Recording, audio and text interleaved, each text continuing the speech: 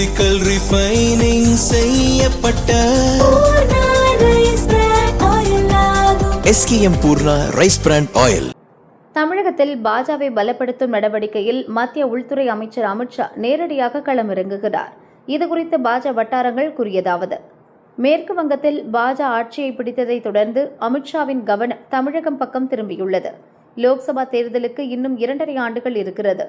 இந்நிலையில் தமிழகத்தில் பாஜ நிர்வாகிகளை உற்சாகப்படுத்தி கட்சியை பலப்படுத்தும் நடவடிக்கைகளில் அமித்ஷாவை நேரடியாக களமிறங்க உள்ளார். இதன் முதற்கட்டமாக அடுத்த மாதம் 2வது வாரத்தில் அவர் சென்னை வருகிறார்.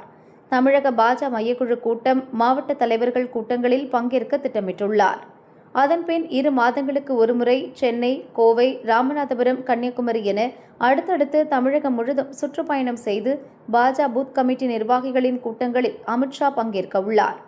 தற்பொழுது பாஜ மேலிடம் அறிவுறுத்தலில் தமிழக பாஜ தலைவர் நயினார் நாகேந்திரன் உள்ளிட்ட நிர்வாகிகள் பல்வேறு துறைகளில் சிறந்து விளங்கும் முக்கிய நபர்களை சந்தித்து பிரதமர் மோடியின் 12 ஆண்டு கால ஆட்சியின் சாதனைகள் பற்றிய தொகுப்புகளை வழங்கி வருகின்றனர்.